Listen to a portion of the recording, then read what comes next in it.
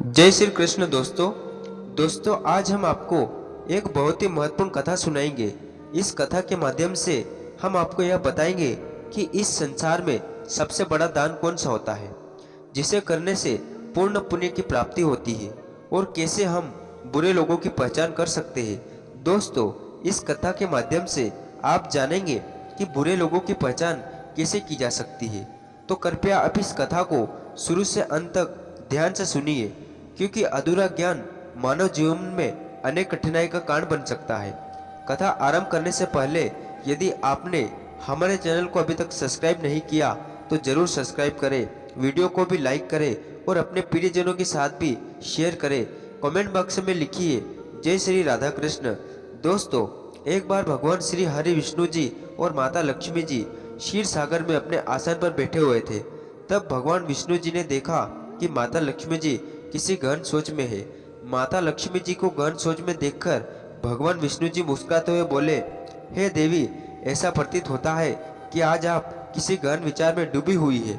आप निष्कोच होकर अपने प्रश्न पूछिए, हम आपके सभी प्रश्नों का समाधान अवश्य करेंगे। भगवान विष्णु जी की बात सुनकर माता लक्ष्मी ने कहा, हे प्रभु, आज मेरे मन में एक जिज्ञासा है। मैं यह जानना चाहती हूँ कि इस दुनिया में सबसे बड़ा दान कौन सा है, जिससे पूर्ण पुण्य की प्राप्ति होती है, और बुरे लोगों की पहचान कैसे की जा सकती है।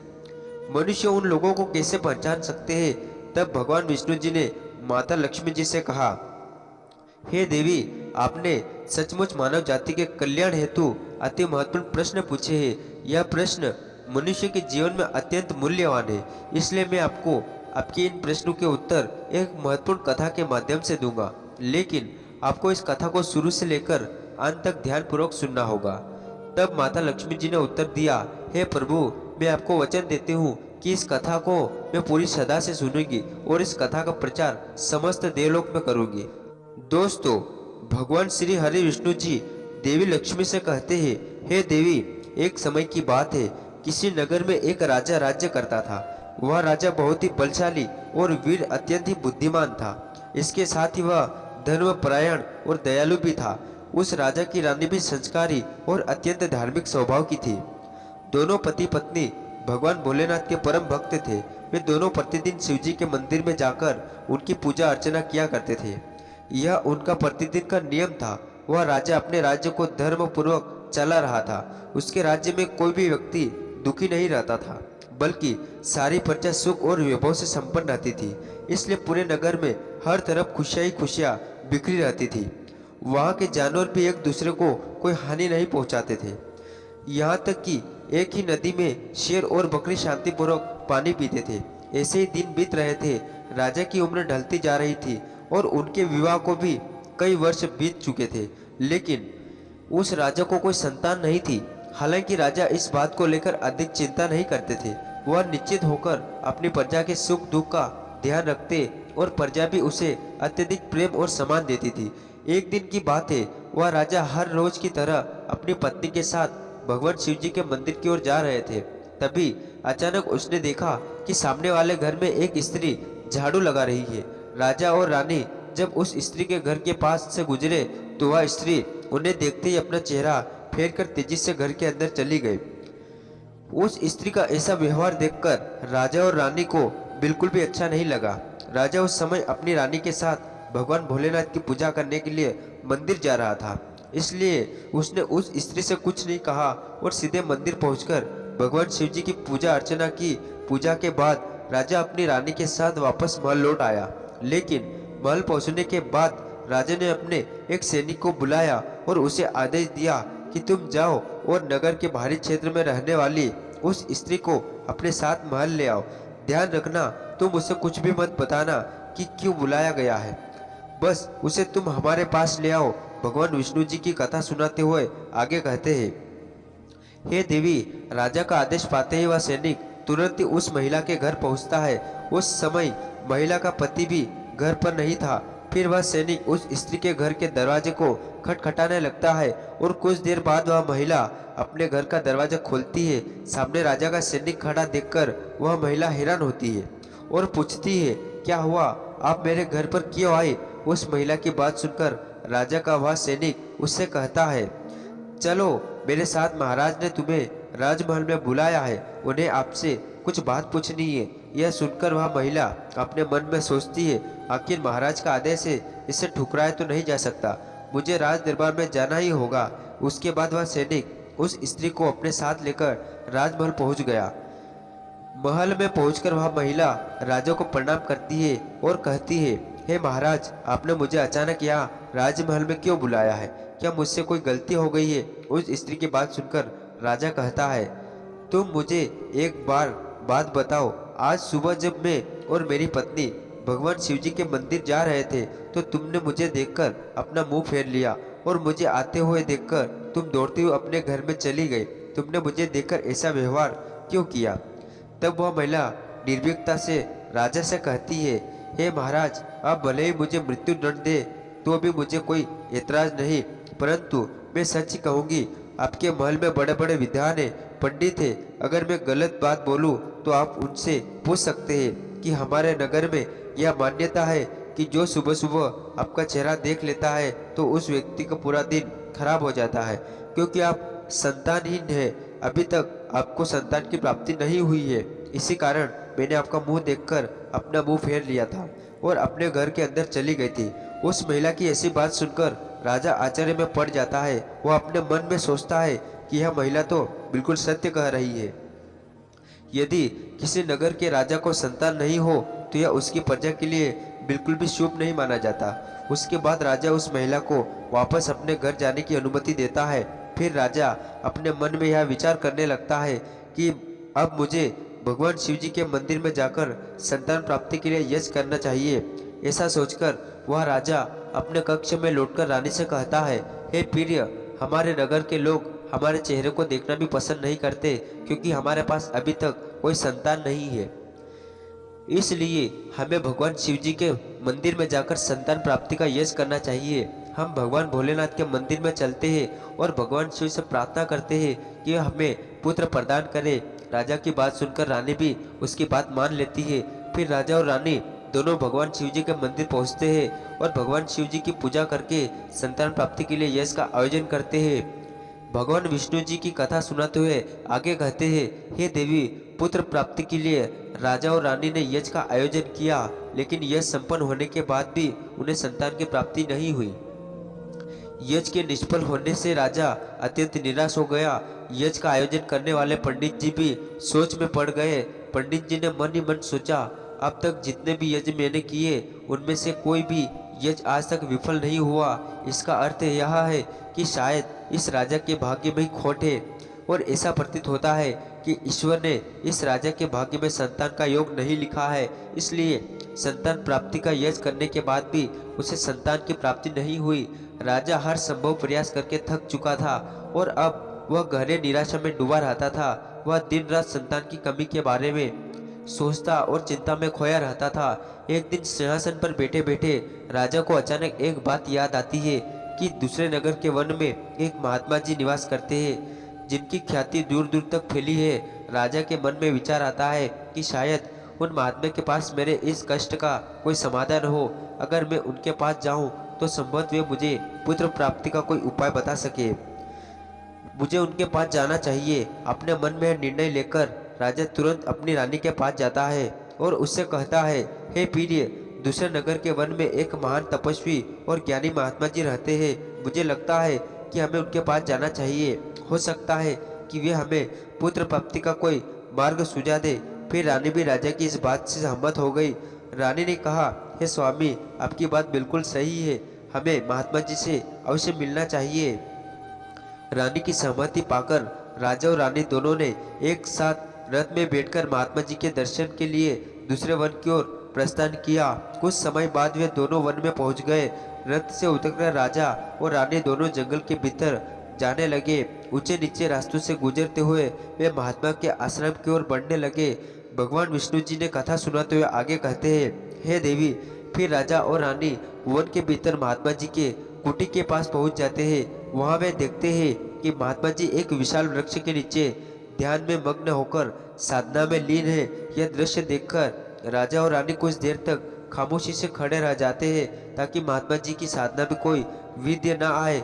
दोनों हाथ जोड़कर विनम्रता पूर्वक महात्मा जी के सामने खड़े रहते हैं। कुछ समय बाद महात्मा जी अपनी साधना से बाहर आते हैं और अपनी आंखें खोलते हैं। तब वे देखते हैं कि राजा और रानी उनके सामने अपने दोनों हाथों जोड़कर खड़े हुए हैं। वे महात्मा जी उस राजा को अच्छी तरह से जानते भी नहीं थे, इसलिए वे राजा को देखते ही पहचान लेते हैं और राजा से मुस्कुराते हुए कहते हैं, हे राजन, आज आप यूँ अचानक से हमारे पास किस प्रयोजन से पधारे हैं?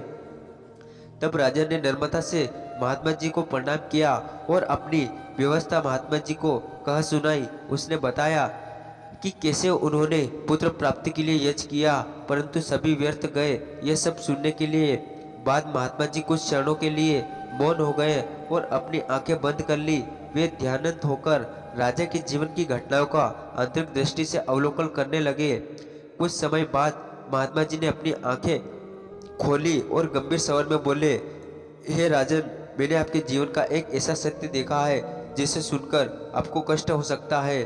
आपके पिछले जन्म में किए गए एक पाप का फल इस जन्म में आपके पाप पर भारी पड़ रहा है। आपने पिछले जन्म में एक ऐसा घोर पाप किया था जिसके परिणाम स्वरूप इस जीवन में आपके भाग्य में संतान प्राप्ति का योग नहीं है। इसी कारण से आपके सभी प्रयास निष्फल हो रहे हैं। भगवान विष्णु जी की कथा सुनाते हुए आगे कहते हैं, हे देवी।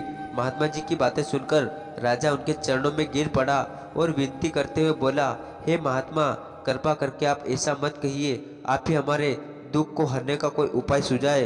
राजा की यह व्याकुलता देखकर महात्मा जी ने उसे सहारा देकर अपने चरणों से उठाया और बोले, हे राजन, इतनी अधीरता आपको बिल्कुल भी शोभा नहीं देती। मैं भी आपको आपके इस कष्ट का निवारण करने का उपाय बताता हूँ, जिसे करने के बाद आपको अवश्य पुत्र की प्राप्ति होगी।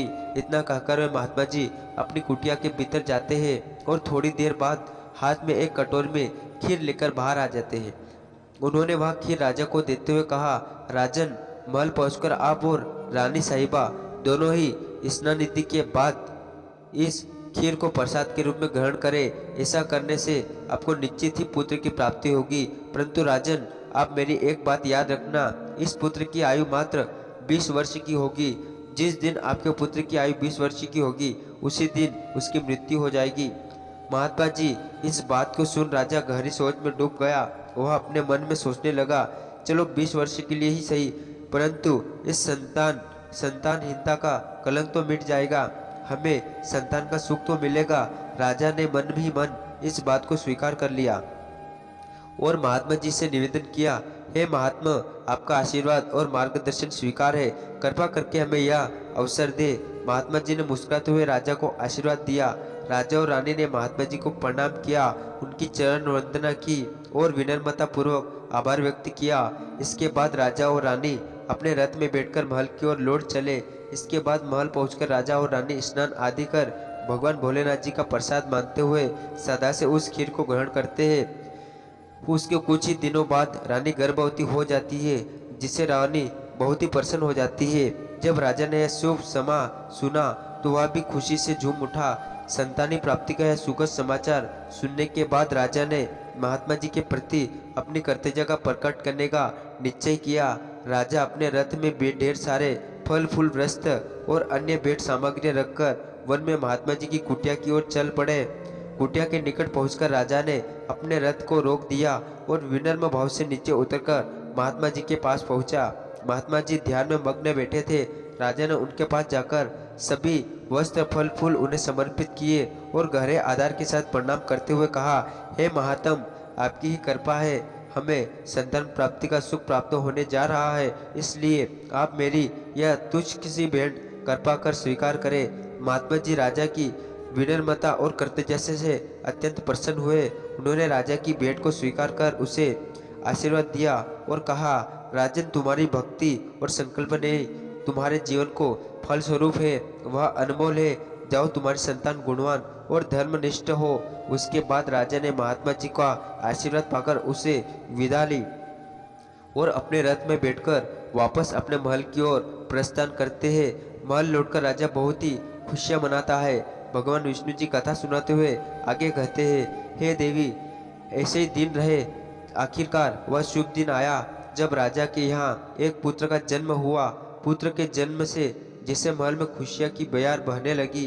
राजा ने पुत्र प्राप्ति की खुशी में पूरे नगर में उत्सव का आयोजन किया। महल को फूलों और रंग बिरंगी अपने माता पिता ही गुणों का प्रतीक बनते हुए बड़ा होने लगा। वह अपने पिता की तरह ही धर्मनिष्ठ, आत्मनुबुद्धिमता, शौर्य और भक्ति के गुण प्रकट होने लगे, जिससे राजा का हृदय गर्व से भर उठता।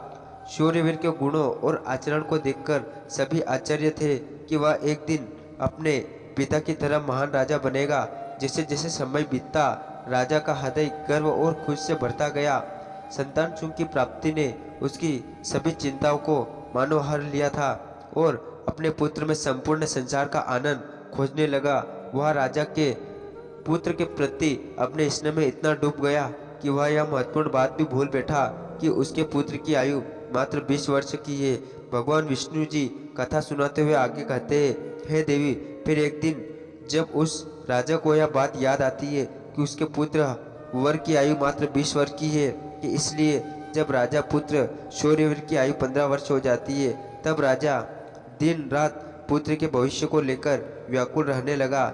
इस बीच एक अन्य नगर में एक महाकर्मी राजा का राज्य था। उस राजा की एकमात्र पुत्री थी जो अपनी सुंदरता और दयालुता के लिए प्रसिद्ध थी। वह देखने में ऐसी लगती थी मानो स्वर्ग की अप्सरा सवई धरती पर उतर आई। वो बहुत दानी स्वभाव की थी, क्योंकि उसने अपने माता पिता से धर्म और संस्कारों की शिक्षा ली थी, इसलिए उसका हृदय करुणा और उदारता से भरा हुआ था। वह प्रतिदिन सुबह उठकर पक्षियों को दाना डालती और अपने द्वार पर आने वाले साधु संतों और भिक्षुओं को सदा ही आदर से भोजन कराती थी। कोई भी भूखा उसके द्वार से खाली हाथ नहीं लौटता था। ऐसे ही दिन बीत रहे थे। उस राजा की पुत्री भी अपने गुणों के साथ बड़ी हो रही थी। एक दिन जब सूर्यवीर के पिता को यह बात पता चली कि दूसरे नगर में एक धीरवर और पराक्रमी राजा राज्य करता है, जिसकी पुत्री गुणों की खान है, साथ ही वह अत्यंत सुंदर भी है, तो राजा ने अपने मन में सोचा कि ऐसी धर्मात्मा और तेजस्वी कन्या के साथ अपने पुत्र सूर्यवीर का विवाह करना उचित रहेगा। मुझे इसी प्रकार की कन्या की तलाश थी जिसके साथ मैं अपने पुत्र का विवाह कर सकूं और हमारी वंश परंपरा को बनाए रख सके। इस विचार के साथ ही राजा ने अपने मन में निर्णय किया कि वह उस राजा से प्रस्ताव रखेगा जिससे वह अपने पुत्र सूर्यवीर का विवाह उस सुंदर और धार्मिक कन्या के साथ कर सके। भगवान विष्णु जी माता लक्ष्मी से कहते हैं, हे देवी, फिर सूर्यवर के पिता ने अपने पुत्र के विवाह का प्रस्ताव संदेहवाहक के माध्यम से दूसरे नगर के राजा तक पहुंचाया। जब दूसरे नगर के राजा ने यह प्रस्ताव सुना तो उसने अपने मन में विचार किया कि चलो अब मुझे अपनी पुत्री का विवाह कर देना चाहिए। और मैंने सुना है कि इस राजा के पुत्र की आयु मात्र 20 वर्ष ही है। इस राजा का पुत्र बहुत ही योग्य पराक्रमी है और धर्मपरायण है। भले ही उसकी आयु का भविष्य अनिश्चित हो, इसलिए अगर उसके यहाँ कोई पुत्र पैदा हो गया तो उसका वंश आगे बढ़ता रहेगा, जिससे पुत्री भी अपनी संतान के साथ सुखी रहेगी। इस विचारों को मन में संयोजक हुए उस राजा ने सूर्यवीर के विवाह प्रस्ताव को सहर्ष स्वीकार कर लिया। फिर कुछ ही दिनों के बाद शुभ मुहूर्त में सूर्यवीर का उस राजकुमारी के साथ विवाह हो गया। वह राजकुमारी न केवल सुंदर थी बल्कि बहुत ही दयालु स्वभाव की थी। उसने अपने बचपन से ही यह नियम अपनाया था कि जब तक वह किसी भूखे या असहाय प्राणी को भोजन नहीं करवाती तब तक वह सवई भोजन ग्रहण नहीं करती। उसके माता पिता ने उसे सेवा और दान की भावना सिखाई थी और उसने उसे अपने जीवन का अटूट हिस्सा बना लिया था। विवाह के पश्चात राजकुमारी का यह नियम उसके ससुराल में भी जारी रहा। हर सुबह वह महल के द्वार पर जाकर जरूरतमंद लोगों को भोजन करवाती और अपने हाथों से उन्हें अन्न दान करती। उसकी यह दया भावना देखकर महल के सभी लोग उसका बहुत सम्मान करने लगे थे। धीरे धीरे ऐसे ही यह समय गुजर रहा था और हर गुजरते दिन के साथ सूर्यवीर की उम्र भी बढ़ रही थी। राजा और रानी इस बात को लेकर मन ही मन चिंतित रहते थे कि उनका पुत्र अब अपने जीवन के अंतिम समय की ओर बढ़ रहा है। उन्होंने महात्मा जी की वह भविष्यवाणी हमेशा याद रहती कि सूर्यवीर की आयु केवल 20 वर्ष ही होगी। इस दुखद सत्य को केवल राजा और रानी ही जानते थे। उन्होंने यह बात किसी और को नहीं बताई थी ताकि महल में कोई चिंता का माहौल ना बने। जैसे जैसे सूर्यवीर की आयु 20 वर्ष की ओर बढ़ती जा रही थी, राजा और रानी के दिल की धड़कनें तेज हो जाती। अपने पुत्र के प्रति उनका प्रेम और मोह इतना अधिक था कि वे चाहकर भी इस चिंता से मुक्त नहीं हो पाते। भगवान विष्णु जी कथा सुनाते हुए आगे कहते हैं, हे देवी, फिर वह दिन भी आया जब शूरवीर के जीवन के मात्र 3 दिन शेष रह जाते हैं। राजा और रानी का दिल भारी हो जाता है। राजा बार बार अपने मन में सोचने लगा कि अब मैं क्या करूं? मेरा पुत्र 3 दिन बाद मुझसे हमेशा के लिए दूर हो जाएगा। क्या कोई ऐसा उपाय नहीं है जिससे मैं उसे बचा सकूं? रानी भी इस दुख से भरी थी और हर पल अपने पुत्र के जीवन की कल्पना करती रहती। इसलिए उनके पुत्र मोह ने उन्हें बीमार और कमजोर बना दिया था।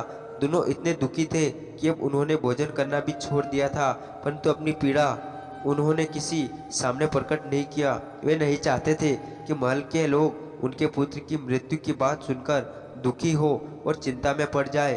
फिर वह आखिरकार दिन भी आ पहुंचा जिस दिन शूरवीर की आयु पूरी होनी थी, उसी मृत्यु होनी थी। फिर उस दिन जैसे ही सुबह हुई, राजा और रानी अपनी चिंता और दुख से व्याकुल होकर भगवान भोलेनाथ के मंदिर में बैठकर उनकी पूजा अर्चना में लग गए। वे दोनों भगवान भोलेनाथ से प्रार्थना करते हुए कहने लगे, हे प्रभु, आप कृपा करके हमें पुत्र की मृत्यु होने के दुख को सहन करने की शक्ति दीजिए। हम जानते हैं कि जो भी किसी के भाग्य में लिखा होता है उसे कोई बदल नहीं सकता, वह होकर ही रहता है, परंतु हमारे लिए यह समय बहुत ही कठिन है। उधर राजकुमार शूरवीर की पत्नी अपने दैनिक धर्म कर्म के कामों में लगी हुई थी। हर दिन की तरह वह भूखे गरीबों और निर्धनों को भोजन करा रही थी, पक्षियों को दाना डाल रही थी और जरूरतमंद लोगों की सहायता में लगी हुई थी। उसे अपने पति की आयु के बारे में कुछ भी पता नहीं था, इसलिए वह निश्चित होकर अपने कार्यों में मग्न थी। इसी बीच यमलोक में धर्मराज जी ने देखा कि आज राजकुमार शूरवीर की मृत्यु का दिन है, तो उन्होंने तुरंत ही अपने 2 प्रमुख दूतों को बुलाया और उन्हें आदेश दिया, जाओ और अब से कुछ समय बाद राजकुमार शूरवीर के प्राण उसके शरीर से निकालकर अपने साथ यमलोक ले आओ, परंतु ध्यान रहे कि उसकी मृत्यु एक विशेष कारण से होनी है। उसकी मृत्यु एक सांड द्वारा उसे पीछे से ठोकर मारने से ही होगी। जब वह सांड राजकुमार शूरवीर को पीछे से ठोकर मारेगा तभी उसके प्राण हमारे पास आ सकेंगे। इसके लिए तुम दोनों एक सांड के पास जाकर उसे राजकुमार शूरवीर की मृत्यु के लिए प्रेरित करो। धर्मराज के आदेश अनुसार वे दोनों दूत यमलोक से धरती पर जाने के लिए तत्पर हो गए। भगवान विष्णु जी माता लक्ष्मी से कहते हैं, हे देवी, ये दोनों यमदूत राजकुमार शूरवीर के प्राण लेने के लिए आकाश मार्ग से होते हुए पृथ्वीलोक पहुंच जाते हैं। दूसरी ओर धर्मराज की माया के प्रभाव से एक सांड ने अपने मन में सोचा कि आज मुझे राजमहल के सुंदर बगीचे में प्रवेश करना चाहिए और वहाँ घूमना चाहिए। मुझे देखना चाहिए कि राजमहल का बगीचा कैसा है। फिर बिना किसी रुकावट के वह सांड धीरे धीरे चलते हुए महल के बगीचे में जा पहुंचा। संयोग से यह वही बगीचा था जहां राजकुमार शूरवीर प्रतिदिन टहलने के लिए आते थे। धर्मराज की माया से प्रेरित वह सांड जैसे ही बगीचे में प्रवेश करता है तो वह जाकर वह घास चरने और इधर उधर घूमने लगता है। उसी समय धर्मराज जी के 2 दूत राजमहल के बगीचे के द्वार के पास खड़े हो गए। वे दोनों बगीचे के भीतर की गतिविधियां पर नजर बनाए रखते हैं। कुछ समय बाद राजकुमार शूरवीर उस बगीचे में टहलने के लिए आता है। राजकुमार शूरवीर को सांड के वहां होने का एहसास नहीं होता था और वह अपने विचारों में खोए हुए बगीचे में टहलने लगता है।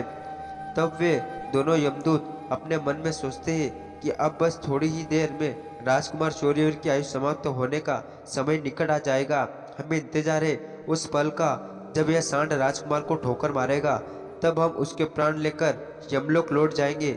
जब वे दोनों दूत यह विचार कर रहे थे कि तभी क्या होता है कि एक अन्य नगर में एक निर्धन ब्राह्मण रहता था। उस ब्राह्मण की एक पुत्री थी जिसका समय रहते उसने विवाह कर दिया था, लेकिन दुर्भाग्य से उसकी बेटी का पति एक दुष्ट प्रवृत्ति का व्यक्ति था जो बहुत ही मदिरापान करता था, जुआ खेलता था और पराई स्त्री के साथ संबंध बनाता था। यही नहीं, वह अपने पत्नी को नशे में होकर अक्सर मारता पीटता था और उसे घर से निकालना चाहता था। उसकी इस आदत के कारण गरीब ब्राह्मण की बेटी बहुत ही दुखी और पीड़ित रहने लगी थी। लेकिन वह गरीब ब्राह्मण की बेटी जब अपने पति के साथ कुछ समय तक रही, तब एक दिन वह गर्भवती हो जाती है। इसलिए एक दिन उसने अपने पति की मारपीट से तंग आकर उसे छोड़कर वह अपने पिता के घर अपने मायके में आ जाती है। वह आंसू से भरी आंखों के साथ अपने पति से कहती है, पिताजी, आज के बाद मैं अपने पति के साथ नहीं रह सकती, क्योंकि वह मुझे रोज मारता पीटता है और बुरी तरह से अपमानित करता है। और मैं उसके इस व्यवहार से तंग आकर उसको छोड़कर मायके चली आई हूँ। मुझे क्षमा कर दीजिए, पर अब मैं अपने मायके में ही रहना चाहती हूँ। उसका पिता अब बहुत ही वृद्ध हो चुका था और अब उसकी कमाई का कोई ठोस साधन नहीं था, जिसके कारण उसे प्रतिदिन नगर के विभिन्न घरों में जाकर भिक्षा मांगनी पड़ती थी, ताकि वह किसी प्रकार अपने और अपने परिवार का पेट भर सके। भगवान विष्णु जी की कथा सुनाते हुए आगे कहते हैं, हे देवी, जब उसकी बेटी का गर्भकाल पूरा हुआ तो उसने एक सुंदर पुत्र को जन्म दिया, लेकिन जन्म देने के बाद उसे बहुत तेज भूख लगने लगी। उसे भोजन की आवश्यकता थी। प्रसव के बाद भूख कई गुना बढ़ जाती है, इसलिए वह अपने पिता से भोजन मांगने लगी। दुर्भाग्यवश उसके पिता सुबह से ही भिक्षा के लिए नगर नगर गए हुए थे, परंतु रोज भिक्षा मांगने के कारण उस दिन किसी ने उसे भिक्षा नहीं दी थी। भगवान विष्णु जी कथा सुनाते हुए आगे कहते हैं, हे देवी, गरीबी किसी भी मनुष्य